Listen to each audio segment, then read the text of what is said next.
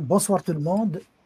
Merci encore d'être avec nous pour cette émission du vendredi, du Retro News Algérie, donc du vendredi 18 juillet. Comme d'habitude, j'ai avec moi Youssef Razzoug, ancien journaliste, rédacteur en chef, journaliste et ancien rédacteur en chef du journal Le Matin et chargé de la revue de presse.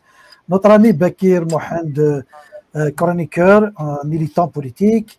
Et notre invité d'aujourd'hui, c'est notre ami Azwa Chebrouk, militant politique.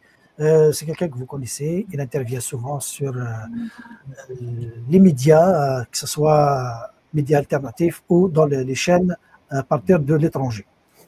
Donc, comme d'habitude, l'introduction d'aujourd'hui, je vais la consacrer à la citoyenneté. La question que se pose tous les Algériens, chaque Algérien, est-ce que je suis citoyen? Sinon, si je ne le suis pas, je suis quoi alors? Face à ce système fermé, à ce système qui ne veut pas comprendre que le 22 février 2019, plus de 25 millions se sont exprimés pendant presque 200 vendredis, 200 marches, 200 week-ends de marche pour dire nous voulons que notre citoyenneté soit respectée. C'est quoi la citoyenneté? La citoyenneté, il ne s'agit pas de vivre dans un territoire, manger, dormir, travailler et se soumettre aux lois. La citoyenneté veut dire droit et devoir. Maintenant, en Algérie, les Algériens n'ont que des devoirs. N'ont que des devoirs. Les droits, ils sont effacés. Les droits ne sont pas exercés. Vous n'avez pas le droit de voter pour qui vous voulez.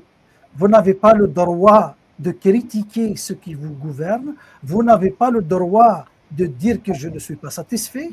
Vous n'avez pas le droit de dire où sont et comment sont gérés l'argent du public, l'argent des citoyens, l'argent du peuple.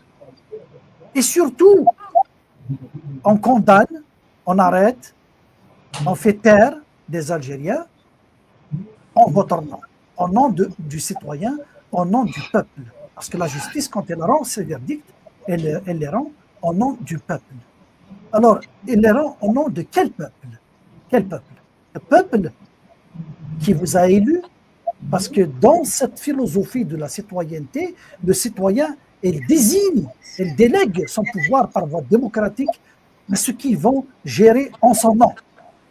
Entre autres, la justice qui est un des pouvoirs indépendants des pouvoirs exécutifs et législatifs qui exerce un pouvoir au nom du peuple. Quand le peuple lui a donné un mandat de parler en son nom. Est-ce que c'est le cas en Algérie? Je ne pense pas. Nous sommes dans une situation où l'Algérien, il est conscient de ses droits, il est conscient de ses devoirs, parce que c'est ses devoirs, justement, qui le maintiennent dans cet état de pacifisme, cet état de respect des institutions encore, pour garder l'État, pour garder la cohésion, garder la nation, en attendant de la revoir, de changer et de l'adapter à ses besoins. Donc, c'est pour ça, aujourd'hui, nous apprenons que hier, un syndicaliste, le secrétaire général du syndicat des cheminots, la fédération des syndicats des cheminots, affilié à l'UJTA, il a été arrêté. Arrêté parce qu'il a exprimé, il a exercé son droit syndical, garanti soi-disant par la Constitution, qu'eux-mêmes ont concocté, mais peut-être qu'ils se sont trompés là, ou bien ils ont fait exprès pour justement les besoins de l'image à l'extérieur. Mais c'est un droit constitutionnel d'être syndicaliste, de défendre les droits des syndicalistes, des travailleurs et de s'exprimer. Ils l'ont arrêté, condamné à 2 ans de prison ferme. Le même jour, l'UJTA l'a remplacé par quelqu'un d'autre pour vous dire que les appareils du système sont tous liés et le téléphone, quand il sonne, il appelle plusieurs autres qui répondent, y compris la justice et ceux de l'exécutif de l'UJTA qui a tout de suite procédé à son remplacement dans la même chose. Donc, on peut dire que Il nous reste beaucoup de choses à faire pour autour de nos droits et de nos devoirs. Donc, sans trop tarder, je vais passer la parole à notre ami Youssef pour qu'il nous présente sa revue de presse et ensuite on va lancer le débat. Merci. Azul, bonsoir tout le monde. Donc, voilà, Kamel, il faut citer son nom, c'est Lounis Saïdi, qui a été condamné à 2 ans de prison ferme avec une amende et qu'il a été arrêté le 5 juillet. Il a été condamné hier. Hier, l'UJTA, sa direction n'a pas pris de position, plutôt, il a été remplacé au niveau de la fédération comme secrétaire général. Il a été presque renié et livré avec ça, alors qu'il a respecté la loi, etc. Après avoir voilà, c'est une décision qui a été prise collectivement, la décision de grève générale, qui a été, ils ont fait un préavis de grève, surtout après que les négociations n'ont rien donné. Donc, il a obéi à la réglementation. Il a été arrêté et après arrêté, présenté, mandat de dépôt. Par la suite, il a été jugé hier en première instance, condamné à 2 ans de prison ferme. Voilà l'état de liberté en Algérie. Pour le taux presque syndicat maison, quand même, même au niveau, voilà, il ne supporte aucun antagonisme, aucune voix discordante, même en l'air ça. Donc, on consacre cette semaine, la semaine a été riche en actualité. Donc, le premier point qu'on va le discuter, c'est l'édito de la revue du 10 qui était consacré à l'anniversaire, à la fête d'indépendance. Et le deuxième point, sera sur la une d'El Moudjahed, qui a été consacrée plutôt à une machination, un montage visant plutôt des youtubeurs à l'étranger et ils l'accusent d'être aussi à la solde de Retailleau et l'Élysée pour comploter contre l'Algérie. Et on aura le troisième point. Le troisième point qui sera consacré, c'est dans la même, voilà, dans la même lancée, c'est consacré, c'est le dossier présenté par le journal français Canard enchaîné, qui se réfère à l'action algérienne des trolls, ce qu'on appelait nous les mouches électroniques. On va présenter ce qui, là, ils ont remonté, même cet organisme français, il a remonté jusqu'à la centrale qui émet ces trolls en Algérie. Donc, voilà, le quatrième point sera lié à l'adoption par ce qu'il appelle l'Assemblée nationale de la loi modifiant la réglementation de la lutte et la protection par rapport au blanchiment d'argent, le blanchiment d'argent et le financement du terrorisme. Et on va faire un rappel ce qu'est cette loi, pourquoi, en réaction à quoi, etc. Et là, après, c'est la décision européenne liée à ce qu'on appelle le ministère des Affaires étrangères algérien. C'est une décision unilatérale par rapport à l'appel fait par l'Union européenne concernant l'accord de Stanton, faisant appel à l'arbitrage international. Et si vous voulez, et on termine sur le rapport qui a fait une des médias algériens, le rapport du think tank américain sur les relations, ce qu'il appelle stratégiques, entre l'Algérie et les États-Unis. Merci, voilà. Youssef. Merci Youssef pour la liste, pour les points, pour les titres de cette revue de presse. Donc, effectivement, nous avons vu la revue d'El Djish, donc qui a consacré tout un ensemble d'articles sur sur l'indépendance, donc à l'occasion de l'indépendance. Qu'est-ce qu'il nous dit cette revue de Jaish, Youssef ou Mohamed, et Youssef surtout, quand elle nous présente la Nouvelle-Algérie, quand elle nous présente la Nouvelle-Algérie et l'amalgame entre la Nouvelle-Algérie et l'armée et tout ça, comment on peut démêler tout ça? Qu'est-ce qu'on doit comprendre? Fidèle à lui-même, surtout depuis l'arrivée de Tebboune, on a vu que c'est vrai, l'arrivée de Jish, moi, dans les années 90, elle était un peu neutre sur la question. En même temps, elle n'était pas à la solde de la présidence, où à chaque fois, c'est comme elle était obligée de gonfler, faire l'éloge d'Abdelmajid Tebboune. On est dans l'éloge de l'Algérie nouvelle et victorieuse. Ça veut dire les deux mots d'ordre de Tebboune. On les retrouve dans le Jish qui disent que cette Algérie nouvelle et victorieuse, c'est elle qui a fait des réalisations, plus que des réalisations de l'Algérie depuis 1962 jusqu'à maintenant.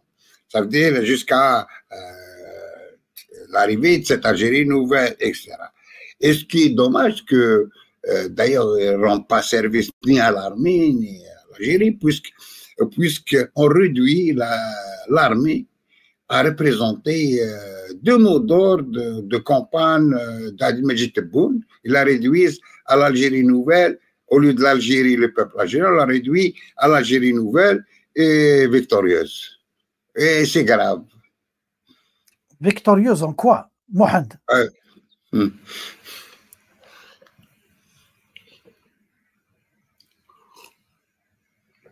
Victorieuse dans les privations, dans la prétention, mais concrètement, c'est en rien.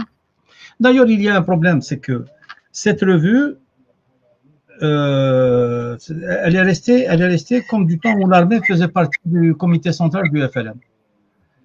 Au moment où l'armée faisait partie de l'appareil du pouvoir, dont l'architecture était totalement intégrée dans l'architecture du pouvoir politique, elle avait un département qui s'appelait le commissariat politique de l'armée. Et le commissariat politique de l'armée est un centre d'orientation, ce qui veut dire que c'est un organe idéologique.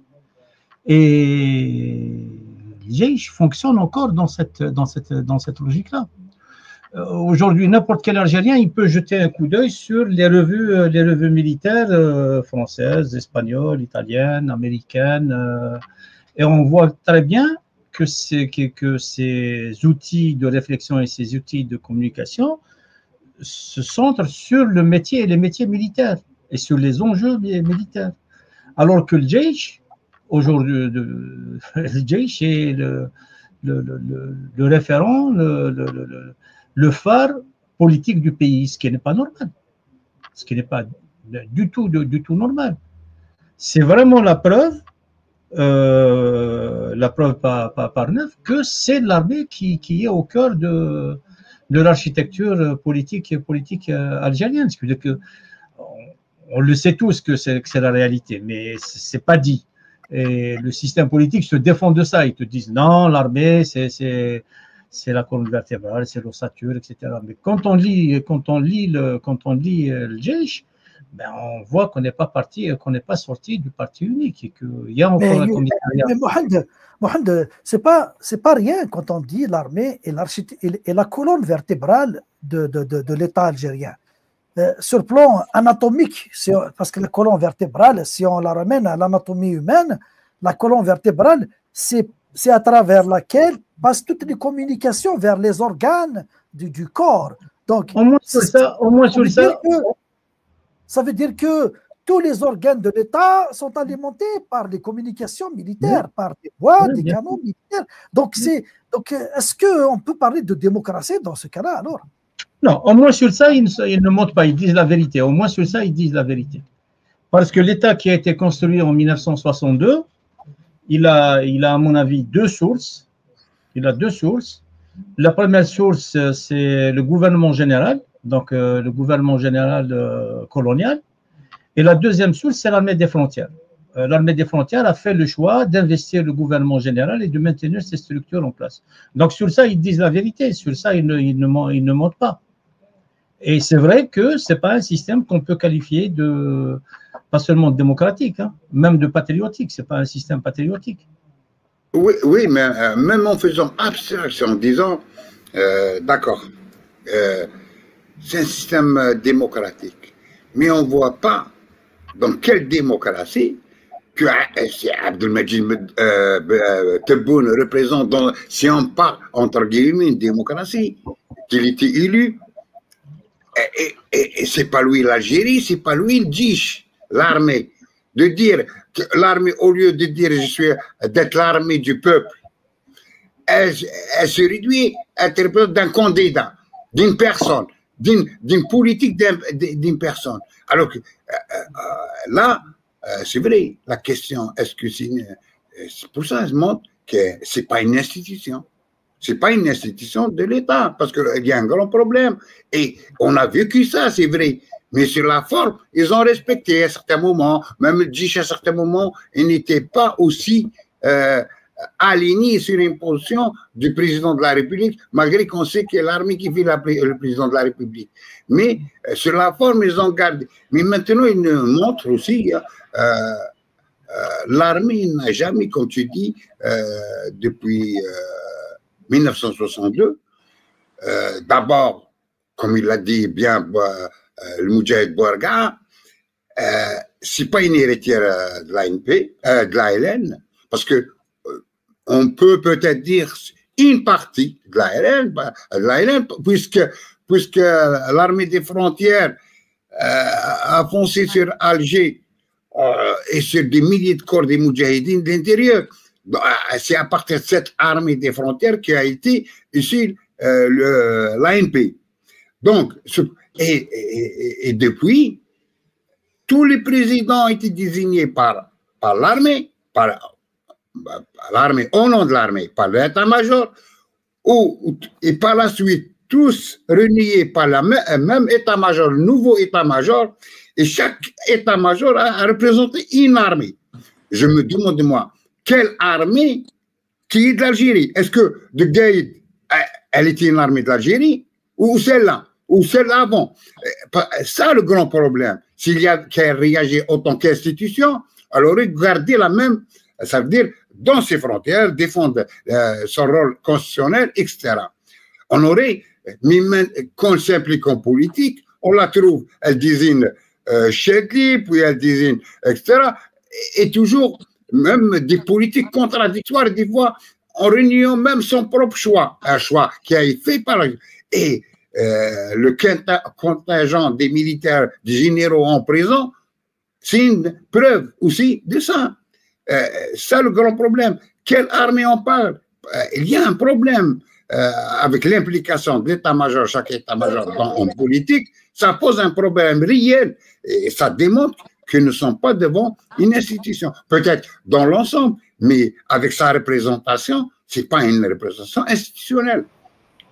Si on prend, juste avant que Kazoua nous prenne la parole, juste une remarque. Juste une remarque. Tu m'entends ou pas, Kamel? Parce que je pense que la caméra est figée, oui. Si on prend une problématique, qui est celle des arrestations, on a un nombre effarant d'officiers généraux, de responsables des démembrements de l'armée qui sont en prison. Si on était dans des problématiques militaires, ça veut dire que c'est des cas de trahison, ça veut dire que c'est des cas de manquement au devoir, etc. Donc c'est grave. Si on a autant d'officiers généraux qui ont trahi ou qui ont manqué à leur devoir. Mais ce qui explique ces arrestations-là, c'est les enjeux de pouvoir, justement. Ça veut dire que l'armée est vraiment au cœur des jeux politiques. Et le fait que l'armée est au cœur des jeux politiques, ça l'affaiblit d'abord elle-même. Parce qu'avoir autant de généraux-majors, de généraux, de chefs des appareils, de gens qui étaient à des postes de direction centrale au niveau de direction centrale au niveau du ministère ou qui a été à la tête des services de sécurité, ça veut dire que l'armée est affaiblie. Elle est affaiblie par quoi? Par son implication dans le politique.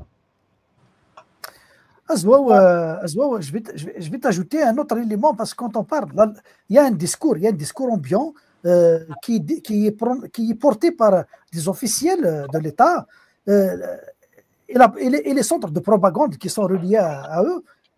L'armée est la colonne vertébrale de l'État algérien, de la nation algérienne. Ça veut dire que là, on impose et on voit à travers les écoles, à travers toutes les manifestations publiques et tout ça, on voit toujours la casquette qui est présente. Et là, une certaine normalisation de la militarisation de la vie civile. Et d'un autre côté, ça veut dire que sur le côté sécuritaire, sur le côté force et répression, c'est l'armée. Et le côté réflexion, pensée, c'est l'islamisme. Où est-ce que ça va nous mener tout ça?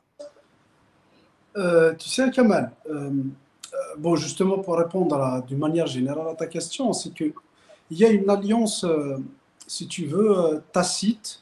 Elle n'est pas écrite, cette alliance. Ce n'est pas un contrat qui est signé comme ça, mais c'est une alliance tacite entre militarisme et islamisme, ou arabo-islamisme. C'est que l'armée, ils ont le pouvoir politique et économique en général, parce que pour les généraux, ce qui les intéresse, c'est d'avoir certains pouvoirs, certains privilèges économiques et certains privilèges politiques.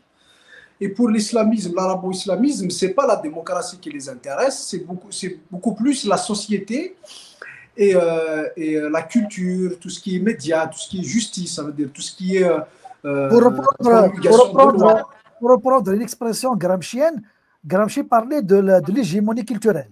Culturelle, absolument, parce que, et ça, je parle beaucoup plus du frérisme, c'est-à-dire de l'idéologie des frères musulmans, qui sont beaucoup plus intelligents que les wahhabites, que les autres, c'est-à-dire en termes d'entrisme politique ou d'entrisme idéologique.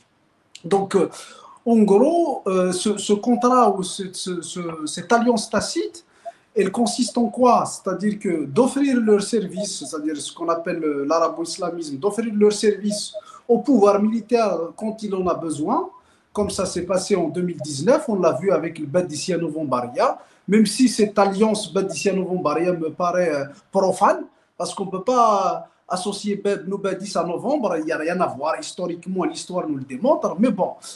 Donc 2019, on a vu que, c'est-à-dire les services rendus par le Badiciano-Vombaria aux militaires, et du coup les militaires, ils doivent rendre l'ascenseur. Ils doivent rendre l'ascenseur dans le sens où ils doivent leur offrir quelque chose. Qu'est-ce qu'ils ont offert? Donc généralement, l'arabo-islamisme, il offre quoi? Il offre il veut s'emparer de quoi? Il s'empare de quoi? De l'éducation, de la justice, des médias, de la société dans certains de ces aspects. Donc ils veulent avoir une certaine emprise sur ça. Pourquoi les militaires donnent ça aux islamistes, à l'arabo-islamisme? Donc je disais en coulisses tout à l'heure, c'est que les militaires, les lois, elles ne sont pas faites pour eux. L'école, elle n'est pas faite pour leurs enfants. Et puis les médias ou les autres, c'est-à-dire il faut sombrer la société dans une certaine superstition, de la médiocrité, un peu ce qu'on voit aujourd'hui. Hein. Donc quand on voit les médias algériens, c'est-à-dire qui sont à la solde du pouvoir, les sujets qui sont discutés, c'est, permettez-moi l'expression, mais c'est à vomir, ça donne à vomir. Pour dire vraiment la situation dans laquelle on est arrivé. Et voir la situation de l'école algérienne aujourd'hui et la guerre qui est menée contre tout ce qui est francophone, tout ce qui est francophile, tout ce qui est même amazir, donc même la culture amazir, aujourd'hui, elle est remise en cause. Donc tout ce qui est par exemple école privée, la guerre qui est menée contre les écoles privées, ce n'est pas le guide, ce n'est pas Chengueriha. Je pense que Chengueriha, il ne croit même pas en Dieu. Je ne sais pas. Bon, je ne vais pas rentrer dans l'intimité de Chengueriha, mais pour dire, ils ont offert la société à l'arabo-islamisme. En contrepartie, il faut leur laisser, ça veut dire qu'il faut qu'ils soient une forme de béquille sociétale, politique pour les militaires. Parce que les militaires, ils ne peuvent pas c'est-à-dire s'appuyer sur les démocrates progressistes. Pourquoi? Parce qu'un démocrate, qu'est-ce qu'il demande en premier? C'est la tête d'un militaire, pas la tête d'un militaire d'une manière comme ça, mais la tête du militarisme, la tête de la militarisation, ça veut dire de la dictature. Parce qu'étant démocrate, on ne peut pas accepter une dictature. Donc il ne peut pas se fier aux démocrates, Donc, il a les islamistes qui viennent à la rescousse. Et je pense que là. Mais je vais ajouter quelque chose. Je vais ajouter quelque chose pour te laisser continuer après. J'ai entendu le ministre des Affaires religieuses, ça fait pas hier que j'ai écouté la vidéo, mais ça remonte à peu près à une année de ça. Il a appelé les Algériens il leur dit, vous n'avez pas le droit de critiquer les responsables au pouvoir parce que ce sont des Wali al-Amr. Voilà, moi j'aimerais bien les imams, les théologiens, ils répondent à cet imbécile qui veut tuer l'esprit critique dans la société. Donc ça rejoint ce que tu dis là. Donc le système, le pouvoir, il a cette stratégie diabolique de tuer l'esprit critique du citoyen algérien. Absolument. Il a été même plus loin. Hein.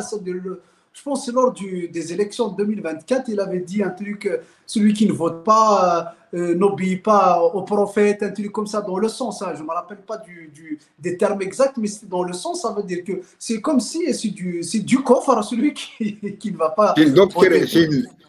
C'est une doctrine ancienne chez les islamistes. C'est même dans l'islam. Ça veut dire certains qui étaient partisans de cette... de manière, ça veut dire ton tuteur, il considère le gouvernement. Même pendant la guerre de libération, il y avait certains oui, ils ont adopté cette position. La France a été notre tuteur. Donc, Wali Amarana. Donc, il ne faut pas. Contre externe, certains l'ont adopté, oui, dans les oui.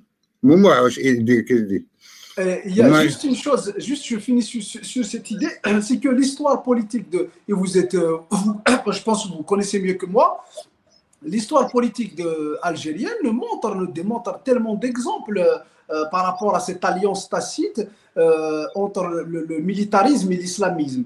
On prend par exemple, je vous dirai à titre d'exemple, l'officialisation de Tamazight en 91, l'introduction de Tamazight en 91 dans l'université de Tizi Ouzou et une année plus tard dans l'université de Béjaïa, et puis quelques années après son introduction dans l'éducation nationale. Ça a été fait parce que il y avait l'idée islamiste qui était là, le danger islamiste qui était là, réel pour le pouvoir algérien. Il fallait amadouer la Kabylie, qui est un bastion de rébellion, un bastion des libertés. Il fallait l'amadouer, donc ça veut dire avoir la Kabylie à ses côtés contre l'islamisme. Donc, comment l'avoir? Il fallait leur donner quelque chose. Donc, c'est à ce moment-là malgré, ça veut dire l'islamisme, c'est-à-dire la résistance arabo-islamiste dans l'éducation, dans l'enseignement supérieur, par rapport à tout ce qui est dimension amazigh, mais le pouvoir,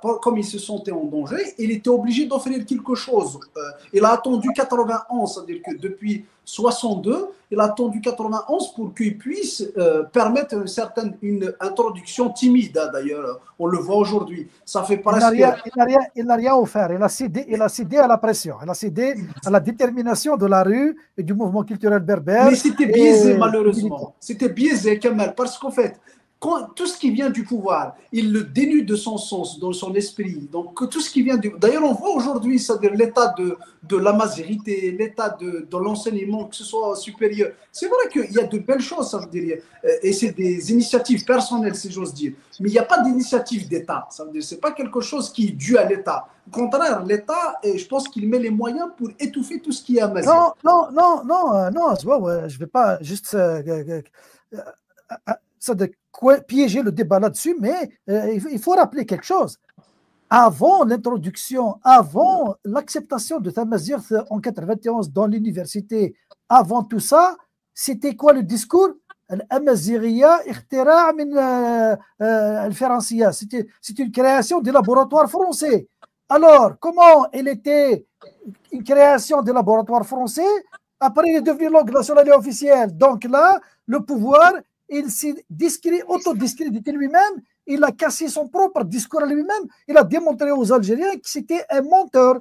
Quand il disait que la majorité est une création de la France, c'est un mensonge. Donc, juste à travers sa reconnaissance symbolique, il a avoué son mensonge en face du peuple algérien et en face de l'opinion internationale. Mais l'action algérienne aujourd'hui, elle est à un stade. C'est vrai qu'il est arrivé doucement, mais il était à un stade irréversible. C'est fini. Ah non, mais je dis pas le contraire, je dis pas le contraire. Ils peuvent pas revenir en arrière. Mais si tu veux, c'était pas c'était pas quelque chose, c'est-à-dire que une concession, si tu veux dire, qui vraiment qui vient par conviction. C'est juste tactique.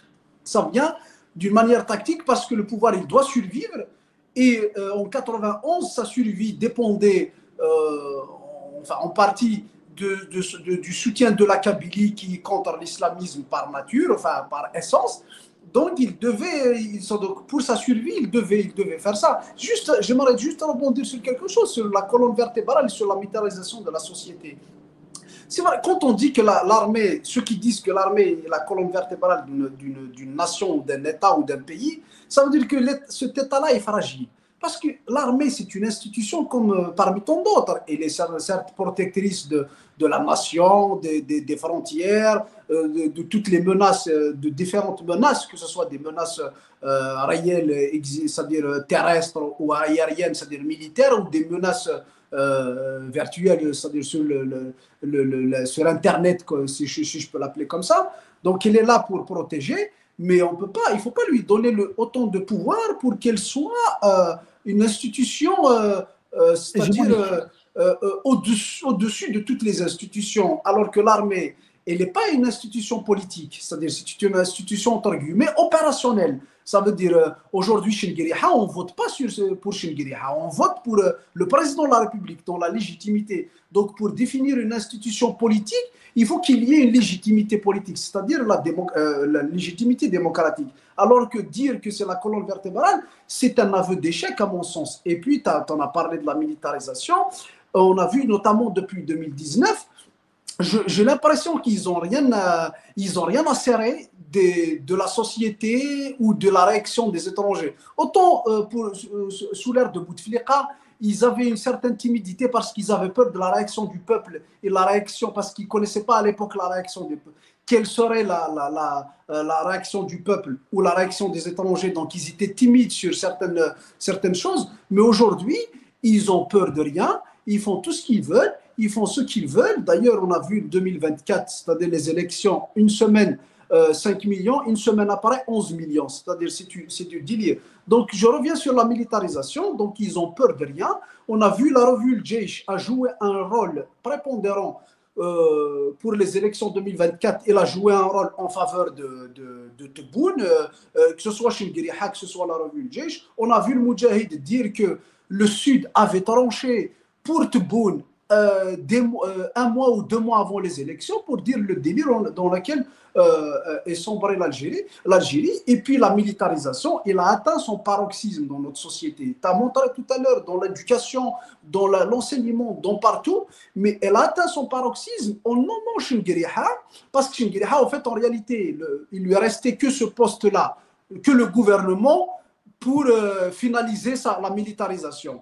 Donc, avec ces dernières élections, dont le contrat qui a été signé avec Tebboune, il intègre, c'est-à-dire, il lui laisse un deuxième mandat à condition qu'il intègre le gouvernement. Donc, aujourd'hui, Ngueriha, il a un œil sur le gouvernement qui est censé être un organe politique dans une société, alors qu'aujourd'hui, on le voit militarisé également. Merci, Kamal, je voudrais juste revenir sur un... Je pense qu'il ne faut pas se tromper sur ce qui est en train de se passer aujourd'hui. Je ne pense pas qu'il y ait une alliance entre l'armée et les frères musulmans. D'ailleurs, quand on parle des frères musulmans, il faut essayer de voir lesquels, parce que... comment ils s'appellent? Les Égyptiens et les Égyptiens. Non, on a Ben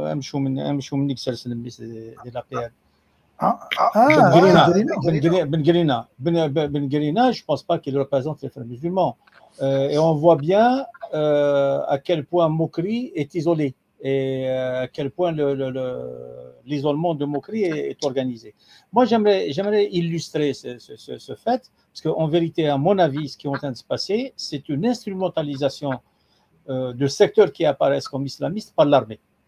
Et la tactique qui est appliquée actuellement, c'est de museler les forces démocratiques, d'invisibiliser les forces démocratiques et de laisser champ libre à un certain nombre de forces qui seraient, disons, des forces dites islamistes, alors qu'à mon avis, c'est des relais des services.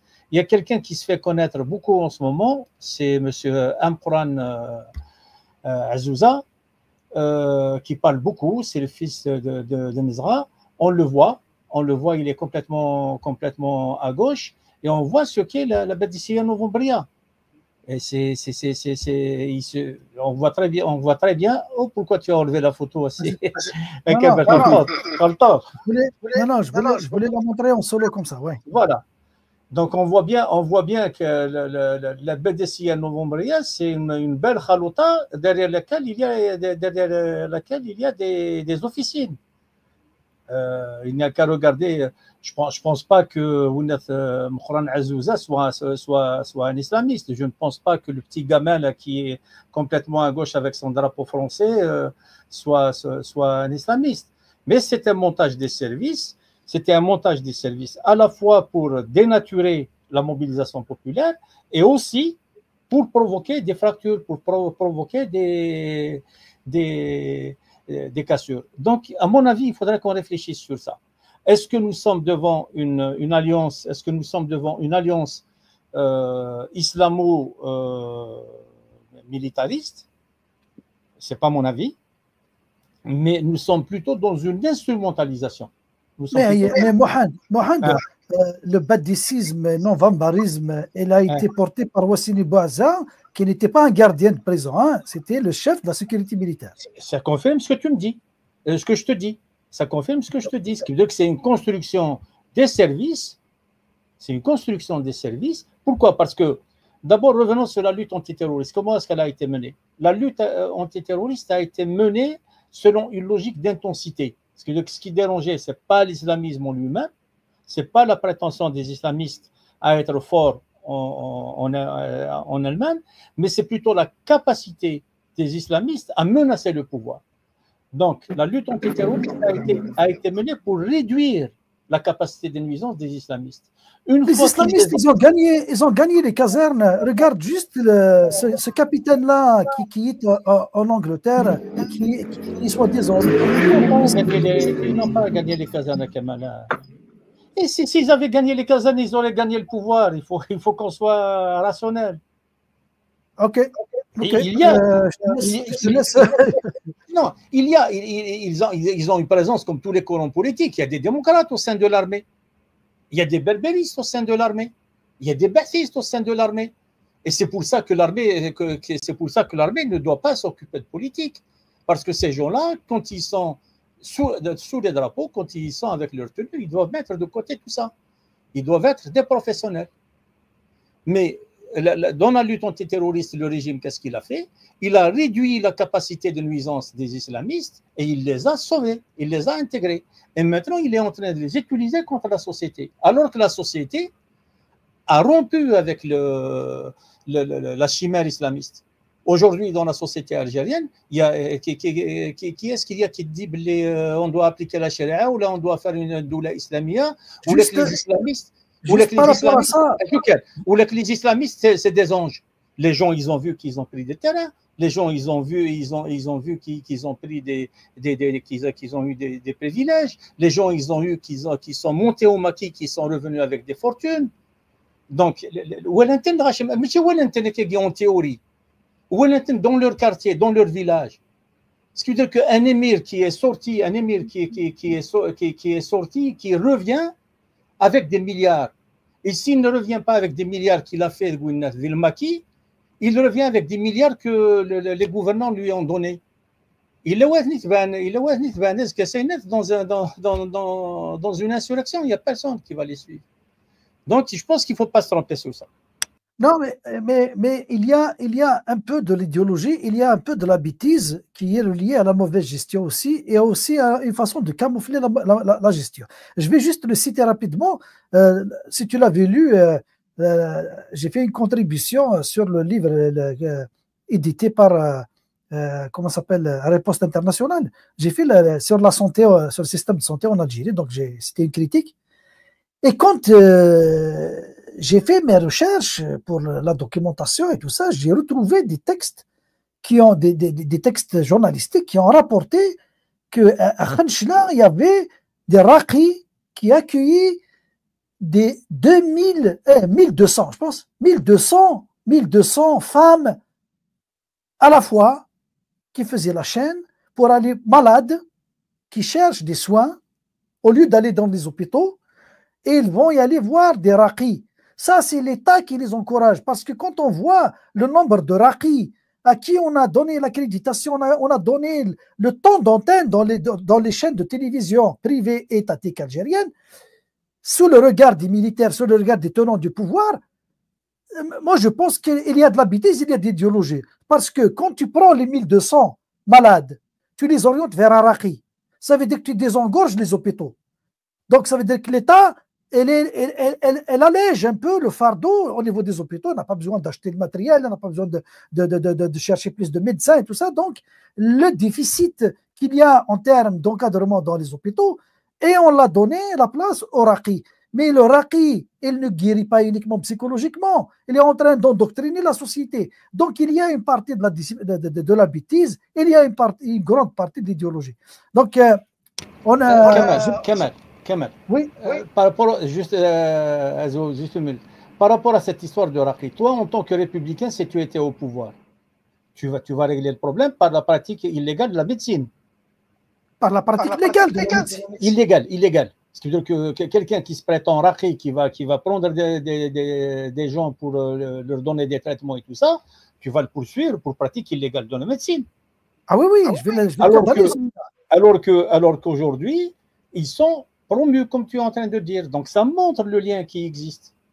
C'est ça qu'on est en train de démontrer, que l'État, quand on parle de l'État, à l'état actuel des choses, qui est entre les mains des militaires, ils sont en train d'offrir la société à l'islamisme pour que la société va être endormie, ne demandera pas plus de services parce qu'ils ne pourront pas donner. Parce que si tu veux prendre 1200 femmes en charge dans les hôpitaux, il faut des moyens. Et il faut des médecins, il faut des scanners, il faut de l'infrastructure. Donc, la solution la plus facile, c'est de les orienter vers des raqis, et ils vont leur cracher dans un verre d'eau et le boire, et l'effet placebo va jouer son rôle, va faire son effet. Celui qui va être guéri, parce que c'est psychologique, va être guéri. Celui qui va mourir par cancer parce qu'il n'a pas suivi le traitement qu'il faut, il va mourir parce que c'est le mektoub. Donc maintenant, en Algérie, là, le citoyen, il est laissé entre les mains du mektoub. Voilà, donc on arrive à la fin de ce premier point. Je ne sais pas si je peux juste rebondir sur ce qu'a dit Mohamed Bakir. D'ailleurs, Mohamed, j'ai commencé par dire parce que j'ai pas su la nommer réellement. C'est-à-dire, c'est un contrat. J'avais dit que c'est une alliance tacite, c'est pas une alliance signée. Tacite, il est là par la force des choses. C'est pour ça que je l'ai nommé tacite. Donc, à défaut de trouver quelque chose, un terme ou un concept concret pour la nommer, j'ai nommé une alliance tacite. Donc, j'avais dit que ce n'est pas un contrat signé, mais c'est-à-dire c'est un contrat par la force des choses, ça veut dire donnant. Donc, les militaires donnent et les islamistes donnent. Donc, avec la force des choses, c'est devenu une alliance, une forme d'alliance. Alors que c'est vrai que c'est une alliance contre nature si on regarde les choses. Parce que les militaires, par essence, ils sont anti-islamistes. Généralement, les militaires, je parle des années 90, mais après, c'est vrai que si tu vois les gardiens de la révolution, ils sont plus qu'islamistes. Ah non, c'est sûr. Après, même dans l'armée algérienne, d'ailleurs, je pense, un des grands problèmes qui guette l'Algérie aujourd'hui, c'est au sein de l'armée, c'est-à-dire c'est la lutte idéologique au sein de l'armée. Et je pense que, je ne sais pas trop, bon, j'ai juste, j'ai pas les éléments concrets pour le dire, mais si vous voulez, c'est quelque chose que j'arrive à voir comme ça de l'extérieur. Je pense que les renseignements, tout ce qui est renseignements, ils sont entre les mains des progressistes, démocrates, ça veut dire des gens qui ont une certaine hostilité à l'islamisme. Donc, il n'est pas question qu'ils laissent justement au moins les renseignements, que ce soit militaires, que ce soit renseignements extérieurs ou intérieurs, à des islamistes au sein de l'armée, parce que même au sein de l'armée, il y a quand même, peut-être ils ne s'affichent pas comme ça, comme des islamistes, mais ils ont quand même certaines accointances ou certains penchants vers l'islamisme. On l'a vu d'ailleurs les années 90, il y en a beaucoup qui ont déserté par idéologie de l'armée algérienne. Donc je pense que ça aussi c'est un véritable danger qui guette l'armée algérienne aujourd'hui, à cause de la politisation. Le danger, il est clair. La police des mœurs qui existait à l'époque du temps du fils, qui voulait moraliser la société, les milices du fils qui faisaient office de police des mœurs, aujourd'hui, c'est les services de sécurité algériens qui font office de police des mœurs, qui interpellent les jeunes à ne pas porter le short. C'est grave, hein, ce qu'on voit, ce qu'on entend dans la société. La police, la gendarmerie qui interpelle des jeunes qui s'habillent en short et tout ça, c'est du jamais vu. Hein, et ça on dit long sur l'idéologisation de... Voilà, l'idéologisation des institutions de sécurité. Donc, on va revenir après une petite pause. Vas-y, Youssef. Youssef, il a quelque chose à dire. Je vais clarifier un point sur cette qu'on devait obéissance au tuteur. C'est un concept ancien, même dans l'islam, ça veut dire dans son interprétation, c'est posé la première fois pendant qu'on l'appelle les compagnons du prophète, etc. C'est posé même avec Abu Bakr, mais d'une manière exacerbée, c'est posé avec Othman. Othman, certains ont pris les armes contre Othman, et d'autres ils disent, quel que soit du point de vue la politique, si on peut, entre guillemets, du calife, il faut les respecter, etc. Et ça a existé. Maintenant, en Arabie Saoudite, ça a remplacé le wahhabisme. C'est que, il te dit, même certains imams saoudiens maintenant, il te dit, si tu vois Wali Amrak, c'est l'émir Ben Salman, en train de forniquer à la télévision au moment de grande audience et de boire, c'est-à-dire saoulé, il faut l'obéir. Même si tu le vois, il faut jamais, et ça. Et tu dis, cette question, pendant pendant la colonisation en Algérie, a été développée par certains. Je crois, un membre du Zulama, il l'a dit, à propos la France est notre tuteur. Et d'autres, ils ont développé l'idée que c'est épreuve de Dieu, donc il faut l'accepter, il ne faut pas combattre l'épreuve de Dieu. Donc, il y avait deux tendances à l'époque de l'instrumentalisation de la religion qu'ils voulaient passer pour s'opposer à toute lutte armée contre le colonialisme français. Et maintenant que ce ministre l'utilise, il l'utilise même en sachant, ça veut dire, ils l'ont utilisé d'autres, mais elle est en Algérie depuis le 62. Ça veut dire quoi? Elle est remplacée par autre chose, ça veut dire clientélisme, etc. À chaque fois que tu présentes le pouvoir en place, ils sont toujours les mêmes, la même clientèle, quelle que soit sa politique. Si tu es contre ou opposant, tu es considéré comme ennemi du pays.